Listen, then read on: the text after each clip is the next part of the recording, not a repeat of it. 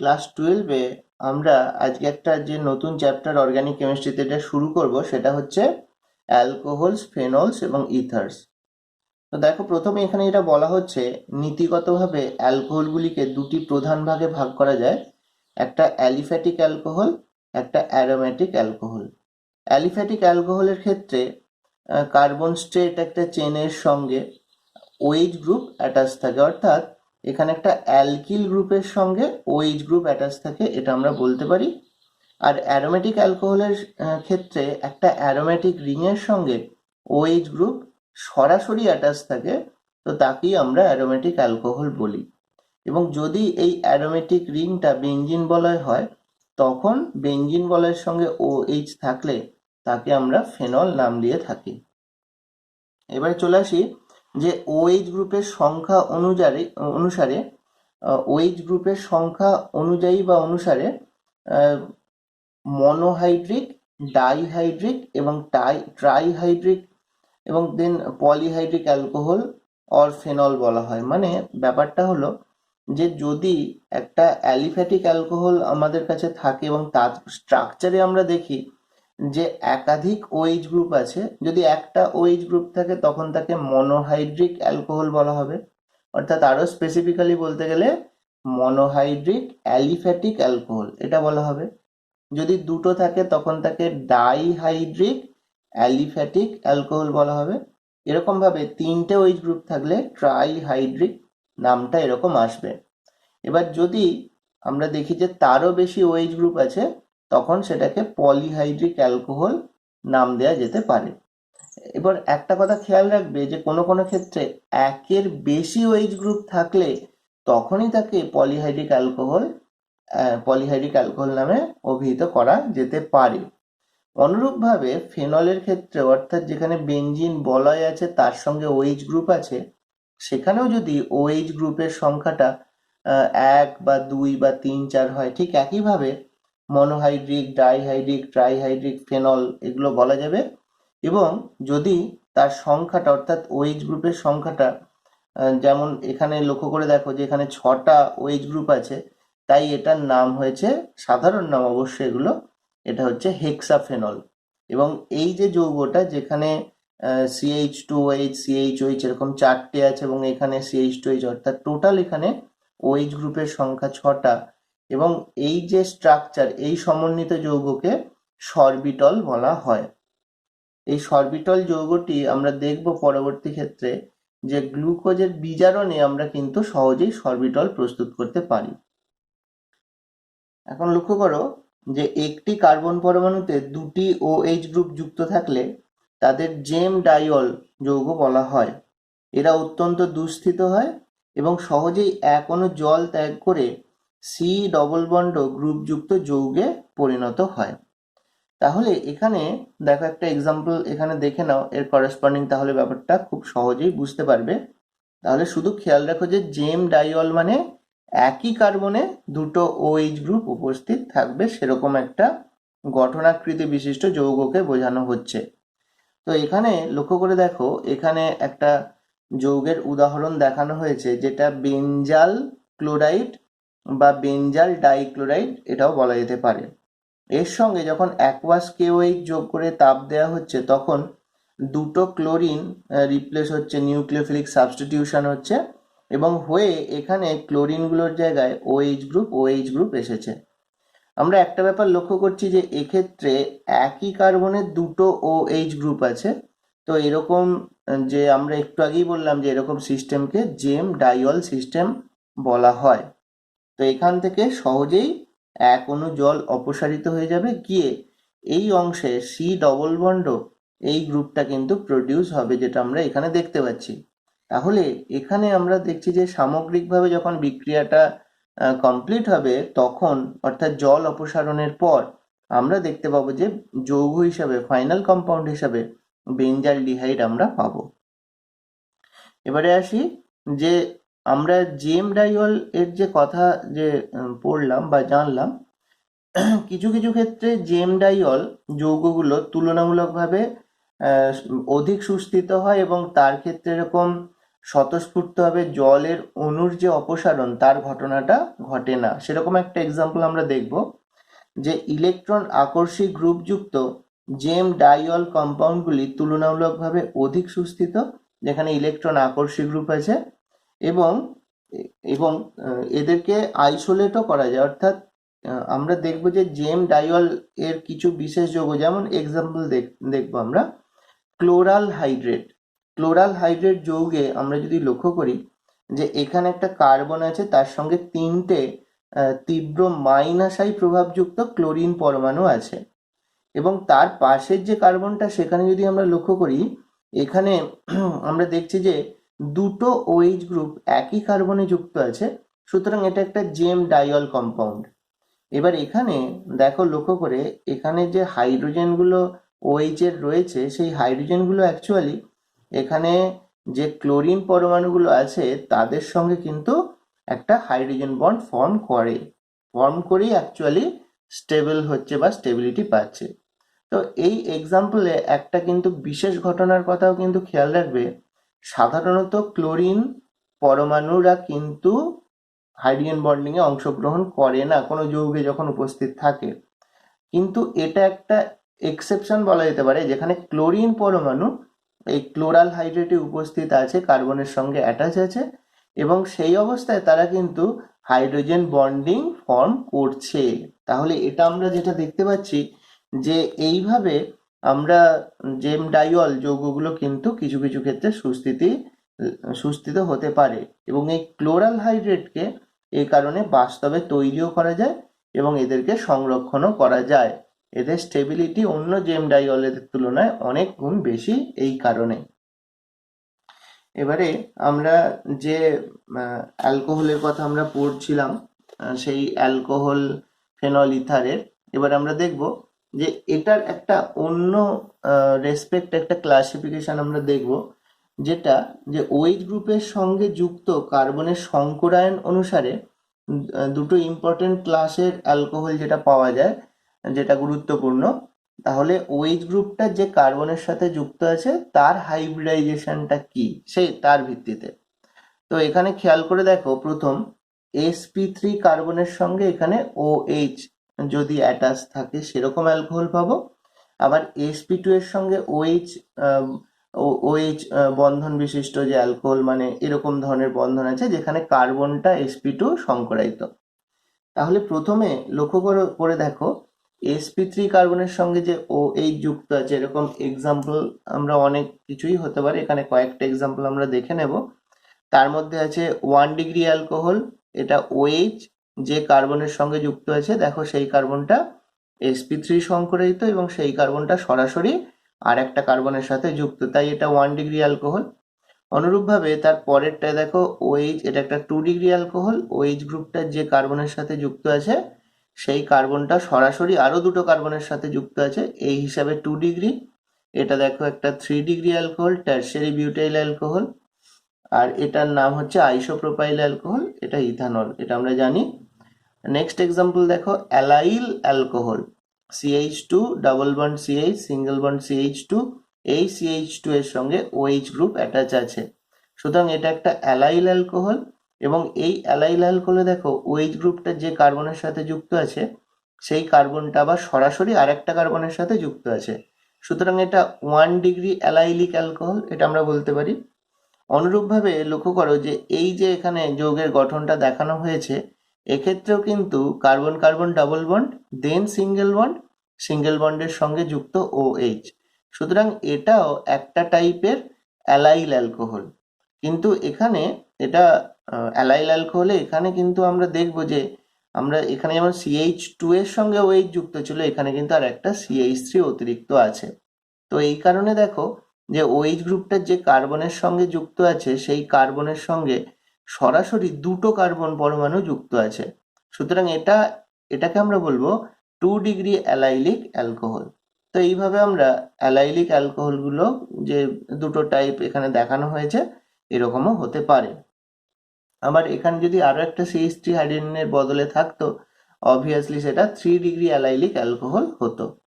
Next দেখো একটা আমরা এক্সাম্পল যেটা দেখবো সেটা হচ্ছে বেঞ্জাইল অ্যালকোহল, তো বেঞ্জাইল অ্যালকোহলে বেঞ্জিন বলের সঙ্গে CH2 আছে, তার সঙ্গে OH যুক্ত আছে, তো এটার নাম হচ্ছে বেঞ্জাইল অ্যালকোহল। এবং দেখো এক্ষেত্রে OH গ্রুপটা আমরা জানি যে OH গ্রুপটাকে বাদ দিয়ে বাকি যে অংশটা পড়ে থাকে অর্থাৎ বেঞ্জিনের সঙ্গে CH2, তার নাম হলো বেঞ্জাইল, তার সঙ্গে OH আছে, তাই এটার নাম হচ্ছে বেঞ্জাইল অ্যালকোহল। সো লক্ষ্য করে দেখো এখানে OH গ্রুপটা যে কার্বনের সঙ্গে যুক্ত আছে সেই কার্বনটা সরাসরি আর একটা কার্বনের সাথে যুক্ত আছে, তাই এটা একটা 1 ডিগ্রি বেঞ্জাইলিক অ্যালকোহল, এটা আমরা বলতে পারি। এবারে পরেরটায় চলে আসি আমরা।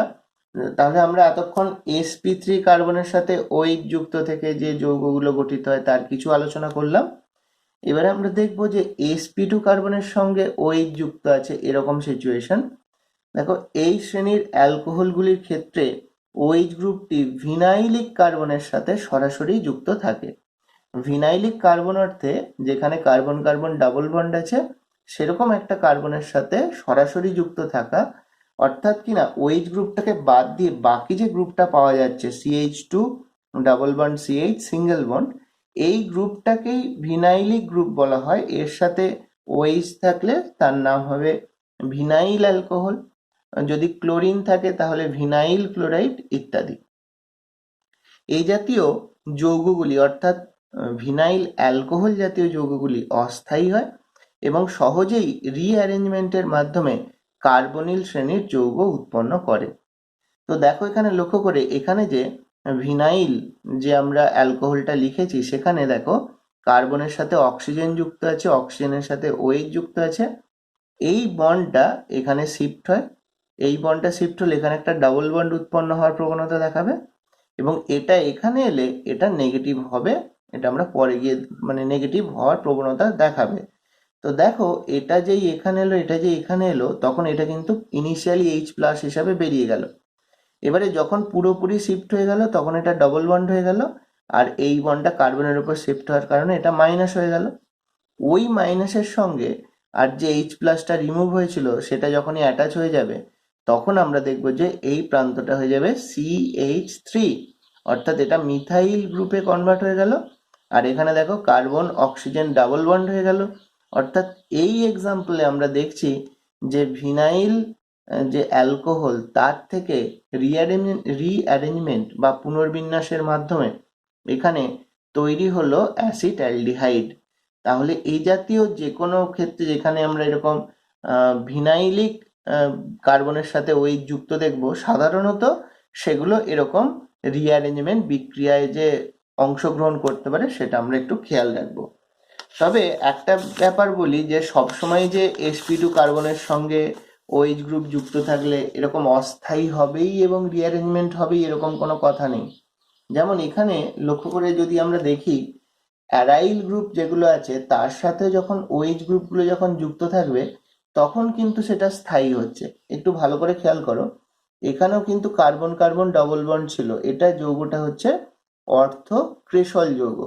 অর্থক্রিসল যৌগ কিন্তু কার্বন কার্বন ডাবল বন্ড ছিল, তার সঙ্গেই কিন্তু সরাসরি OH গ্রুপটা কিন্তু অ্যাটাচ, কিন্তু দেখতে পাচ্ছি যে আমরা অ্যাটাচ আছে। তা সত্ত্বেও এর আগে যে আমরা রিঅ্যারেঞ্জমেন্টের কথাটা আমরা বললাম সেটা কিন্তু এক্ষেত্রে ঘটবে না।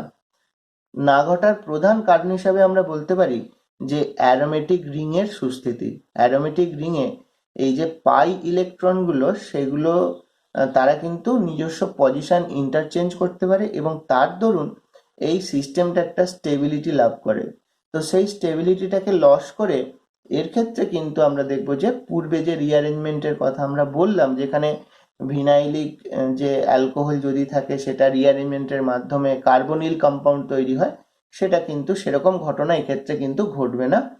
তাহলে এরকম আরো একটা এক্সাম্পল আমরা দেখব যে ক্যাটেকল যে যৌগের ক্ষেত্রেও আমরা দেখব যে এখানেও কিন্তু ভিনাইলিক যে OH সেটা সেই অর্থে আমরা এই গঠন হিসেবে দেখলে দুটো আছে, বাট এক্ষেত্রেও কিন্তু রিঅ্যারেঞ্জমেন্টের ঘটনাটা ঘটবে না। নেক্সট আসি, অক্সিজেন পরমাণুর সঙ্গে যুক্ত দুটি অ্যালকিল বা অ্যারাইল গ্রুপ এর সাদৃশ্য এর উপর ভিত্তি করে ইথার যৌগগুলিকে দুটি ভাগে ভাগ করা যায়। অর্থাৎ এবারে আমরা ইথারের গঠন সম্পর্কে একটু আলোচনা করব। তাদের ক্লাস অফ কম্পাউন্ডস কিরকম হতে পারে না হতে পারে সেই সম্পর্কে।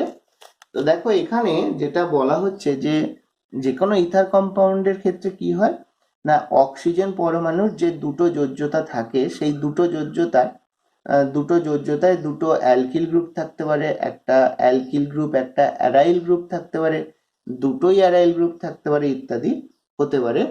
তো আগে লক্ষ্য করি যে প্রথমত যে ইথারগুলো অক্সিজেনের সঙ্গে দুদিকে কি গ্রুপ যুক্ত আছে তার উপর নির্ভর করে এটাকে সিম্পল অর সিমেট্রিক্যাল এবং মিক্সড অর আনসিমেট্রিক্যাল ইথার নাম দেওয়া হয়। তো প্রথমে আছে সিম্পল বা সিমেট্রিক্যাল ইথার কোনটা না, সিম্পল বা সিমেট্রিক্যালের ক্ষেত্রে অক্সিজেনের সঙ্গে যে দুটো গ্রুপ দুদিকে যুক্ত আছে তারা যদি একদম একই গ্রুপ হয়, সেম গ্রুপ হয়, আমরা যেমন এখানে দেখতে পাচ্ছি অক্সিজেনের দুদিকেই আছে ফিনাইল রিং বা বেঞ্জিন বলয় উপস্থিত আছে, এটার নাম তাই হয়েছে ডাইফিনাইল ইথার। তাহলে এখানে অক্সিজেন পরমাণুর সঙ্গে যুক্ত যে দুটো গ্রুপ তারা সেম, তাই এটা সিম্পল অর সিমেট্রিক্যাল ইথার। এবারে নেক্সট যেটা দেখবো মিক্সড অর আনসিমেট্রিক্যাল ইথার। এখানে লক্ষ্য করো অক্সিজেনের সঙ্গে যে দুদিকে দুটো গ্রুপ আছে, একদিকে আছে মিথাইল একদিকে আছে ইথাইল, সুতরাং এটা কিন্তু আনসিমেট্রিক্যাল ইথার। এইভাবে আমরা যেটা দেখতে পাচ্ছি যে অক্সিজেন পরমাণুর সঙ্গে যুক্ত দুটো গ্রুপ আলাদা, তো এটার নাম আমরা যে পুরানো যে সিস্টেম সেই সিস্টেম অনুযায়ী ইথাইল মিথাইল ইথার, এই গ্রুপটার নাম ইথাইল, এই গ্রুপের নাম মিথাইল এবং সবশেষে একটা ইথার। তো এইভাবে সাধারণ পদ্ধতিতে এর নামকরণটা এখানে দেখানো হয়েছে। এবারে চলে আসি যে অক্সিজেন পরমাণুর সঙ্গে যুক্ত গ্রুপগুলির প্রকৃতি অনুসারে ইথার যৌগগুলো কিন্তু দু প্রকারের হতে পারে। অর্থাৎ আমরা দেখব যে ইথারকে এইভাবে দুটো শ্রেণীতে ভাগ করা হয়েছে। দুটো শ্রেণীতে ভাগের মধ্যে একটা হচ্ছে অ্যালিফ্যাটিক ইথার, একটা হচ্ছে অ্যারোমেটিক ইথার। তো অ্যালিফ্যাটিক ইথারের ক্ষেত্রে কি হবে, অক্সিজেন পরমাণুর সঙ্গে যুক্ত যে গ্রুপগুলো আছে দুটো গ্রুপই যদি আমরা দেখি যে সেগুলো অ্যালকিল গ্রুপ হয় তখন সেটাকে আমরা অ্যালিফ্যাটিক ইথার নাম দিয়ে থাকি। যেমন অক্সিজেনের সঙ্গে যুক্ত দুটো অ্যালকিল গ্রুপ, এক্ষেত্রে মিথাইল গ্রুপ আছে, তাহলে এটা একটা অ্যালিফ্যাটিক ইথার। কিন্তু যে দুটো অক্সিজেনের সঙ্গে যে দুটো গ্রুপ যুক্ত থাকবে সেই দুটো গ্রুপের মধ্যে একটা গ্রুপ যদি অ্যারাইল গ্রুপ হয় তখন সেটাকে আমরা নাম দিই অ্যারোমেটিক ইথার। যেমন এখানে অ্যানিসোলের কথা উল্লেখ করা হয়েছে। অ্যানিসোলের ক্ষেত্রে আমরা দেখতে পাচ্ছি যে অক্সিজেনের সঙ্গে একদিকে একটা অ্যারোমেটিক যে বেঞ্জিন বলয় সেটা উপস্থিত আছে, অন্যদিকে অ্যালিফ্যাটিক আছে, কিন্তু এটাকে আমরা যেহেতু অন্তত একটাও অ্যারোমেটিক রিং আছে তাই এটাকে আমরা অ্যারোমেটিক ইথার বলতে পারবো।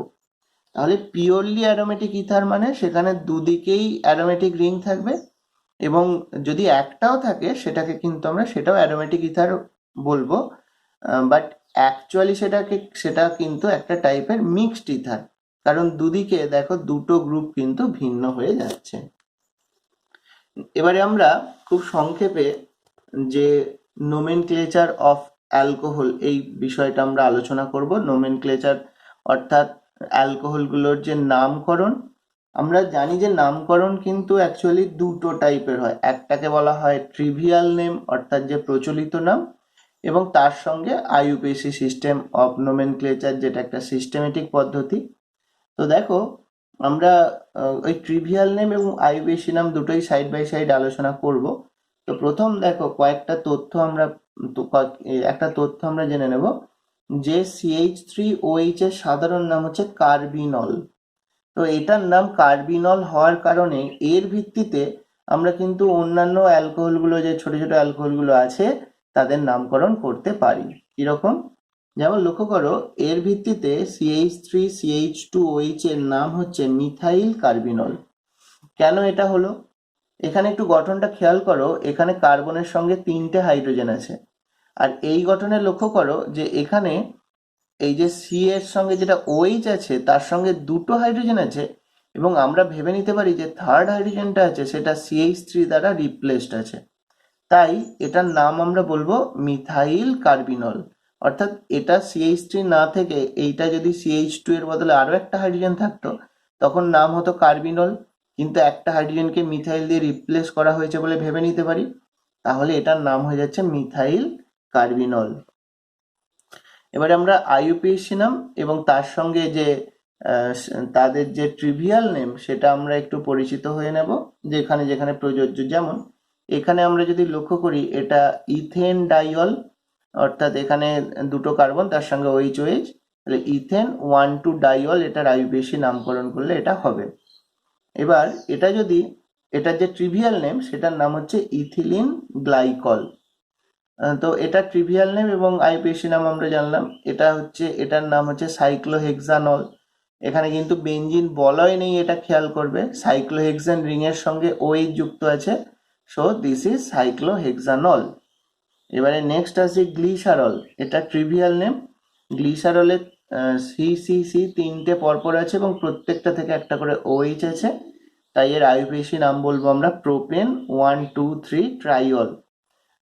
বাট এইগুলোর ক্ষেত্রে ট্রিভিয়াল নেমটাই কিন্তু বেশি গুরুত্বপূর্ণ। নেক্সট আসি যে নোমেনক্লেচার অফ ফেনল। অবভিয়াসলি সেক্ষেত্রে আমরা সাধারণ নাম আইইউপিএসি নাম দুটোই করতে পারবো। তো আমরা দেখে নিই। এখানে আমরা দেখব প্রথম কথা হচ্ছে যে বেঞ্জিন বলয়ের সঙ্গে যদি OH গ্রুপ থাকে তখন তাকে ফেনল নাম দেওয়া হয়েছে। এবার এই ফেনল নেমটা কিন্তু আইইউপিএসি রেকমেন্ডেড, মানে আইইউপিএসি সিস্টেমেও যদি আমরা এরকম কোনো সিস্টেম দেখি যেখানে OH গ্রুপ আছে, বেঞ্জিন বলয় আছে, তাকে আমরা ফেনল বলতে পারবো। এবারে দেখো নেক্সট, OH গ্রুপ এবং তার অর্থ পজিশনে CH3 থাকলে এই সিস্টেমের যে ট্রিভিয়াল নেম সেটা অর্থক্রেশল হয়। এবার দেখো একইভাবে যদি OH এর রেসপেক্টে এটা মেটা পজিশনে থাকতো CH3 গ্রুপটা, তখন তাকে মেটাক্রেশল বলা যেত। এখানে থাকলে সেটাকে প্যারাক্রেশল বলা যেত। এবারে এর আইইউপিএসি সিস্টেম অফ নোমেনক্লেচার যেটা, সেটা দেখে নেব। OH গ্রুপের সঙ্গে যুক্ত কার্বনটাকে 1, তারপরে এখানে 2, এইভাবে যদি আমরা নাম্বারিং করি তাহলে এটা বলতাম যে 2 মিথাইল ফেনল, এইভাবে নামটা হতে পারে। নেক্সট হচ্ছে ক্যাটেকল। ক্যাটেকলের ক্ষেত্রে দেখো এখানে দুটো OH গ্রুপ আছে, তো এরকম সিস্টেমকে আমরা সাধারণ যে এটা ট্রিভিয়াল নেম সেটা ক্যাটেকল এটা বলবো। আর এটার আইইউপিএসি নাম করলে হবে বেঞ্জিন 1,2 ডাইল। এখানে একটা বেঞ্জিন রিং আছে, দুটো OH গ্রুপ একে অপরের রেসপেক্টে 1,2 পজিশনে আছে, দ্যাট ইজ বেঞ্জিন 1,2 ডাইল। নেক্সট রেসরসিনল। তো রেসরসিনলটাও খেয়াল করে দেখো, এটাকে 1, 2, 3 এইভাবে যদি নাম্বারিং করতাম তাহলে এটার নাম বলা যেত বেঞ্জিন 1,3 ডাইঅল। পরেরটায় আসি, এটা হচ্ছে কুইনল, যেখানে দুটো OH গ্রুপ একে অপরের রেসপেক্টে প্যারা পজিশনে উপস্থিত আছে, তো এটাকে 1, 2, 3, 4 বেঞ্জিন 1,4 ডাইঅল এই নামও বলতে পারতাম। এবারে চলে আসি পাইরোগ্যালল। দেখো এখানে পরপর তিনটে বেঞ্জিন বলে, পরপর তিনটে কার্বনে তিনটে OH গ্রুপ থাকলে তাকে পাইরোগ্যালল বলা হয়। প্রসঙ্গত উল্লেখ্য এটা বলে দিই যে এই যে পাইরোগ্যালল এর ক্ষারীয় দ্রবণ কিন্তু এয়ার, বিশেষ করে অক্সিজেনের সংস্পর্শে এলে এটা কিন্তু তার কালারটা কিন্তু বাদামি হয়ে যায়। তো এটাকে বলা হয় পাইরোগ্যালেট টেস্ট, যেটা কিনা অক্সিজেনের উপস্থিতি বুঝতে সাহায্য করে। তো এই হচ্ছে সেই পাইরোগ্যালল যৌগটা। এরপরে আমরা চলে আসি যে নোমেনক্লেচার অফ ইথার সম্পর্কে। নোমেনক্লেচার অফ ইথার অবভিয়াসলি আমরা কমন সিস্টেম অফ নোমেনক্লেচারের কথাও আমরা জানি, যেমন এটার নাম হচ্ছে ডাইমিথাইল ইথার, এটা আমরা ক্লাস ইভেন 10-এও পড়েছি। এখানে দেখো অক্সিজেনের রেসপেক্টে দুদিকে যে দুটো গ্রুপ আছে সেই দুটো গ্রুপ দেখো ভিন্ন। একদিকে আছে ইথাইল গ্রুপ CH2 CH3 বা একত্রে লিখলে C2H5, আর একদিকে আছে CH3। তো এই দুটোর যে নামগুলো সেগুলো আমরা দেখবো যে এই গ্রুপের নাম ইথাইল, এটার নাম মিথাইল। তো অক্সিজেনের সঙ্গে যে গ্রুপগুলো থাকবে তাদেরকে আলফাবেটিক অর্ডারে সাজাতে হবে, অর্থাৎ এইটার নাম হলো ইথাইল, এটার নাম হলো মিথাইল, যেহেতু ইটা আলফাবেটিক্যালি আগে তাই ইথাইল মিথাইল ইথার। তো ট্রিভিয়াল সিস্টেম অফ নোমেনক্লেচারে এই পথটা কিন্তু ফলো করা হয়। এবারে চলে আসি আইইউপিএসি সিস্টেম অফ নোমেনক্লেচার। সেক্ষেত্রে কি করা হবে না, আইইউপিএসি সিস্টেম অফ নোমেনক্লেচারে প্রথম আমাদের দেখতে হবে যে অক্সিজেনের সঙ্গে যুক্ত দুদিকে যে গ্রুপগুলো আছে তাতে কোন দিকে নাম্বার অফ কার্বন অ্যাটম বেশি। যেমন আমরা এক্ষেত্রে দেখছি যে এই দিকের চেনে নাম্বার অফ কার্বন অ্যাটম 3, কিন্তু এদিকে একটা কার্বন আছে। সুতরাং এটাকে আমরা যখন নাম্বারিং করব তখন এটাকে 1, এটাকে 2, এটাকে 3 দেব এবং এটাকে মেন চেন বা প্রধান শৃঙ্খল বলে ধরে নেব। তাহলে এখানে 1 নম্বর কার্বন যেটা মেন চেন তার 1 নম্বর কার্বনের সঙ্গে এখানে CH3O অর্থাৎ OCH3 গ্রুপ এটা উপস্থিত আছে। OCH3 গ্রুপকে নাম দেওয়া হয় মিথক্সি। তাহলে এটার নাম হয়ে গেল 1 নম্বর কার্বনে মিথক্সি এবং 3টে কার্বন পরপর আছে, তাহলে এটা হয়ে গেল প্রোপেন। সো 1 মিথক্সি প্রোপেন এই কম্পাউন্ডের নাম হয়ে গেল। পরে চলে আসি নেক্সট এক্সাম্পল। একইভাবে দেখো অক্সিজেনের রেসপেক্টে দুদিকে যে গ্রুপগুলো আছে, এদিকে একটা কার্বন এদিকে 3টে কার্বন, তো এটা প্রধান বা মেইন চেন হয়ে গেল। তাহলে এখানে 1, এখানে 2, এখানে 3 এইভাবে যদি আমরা এগোই তাহলে আমরা দেখছি যে 2 নম্বর কার্বনে OCH3 আছে অর্থাৎ 2 মিথক্সি প্রোপেন, এটার IUPAC নাম কিন্তু হবে। এইভাবে আমরা ইথার শ্রেণীর যৌগগুলোর আমরা নামকরণ করতে পারবো।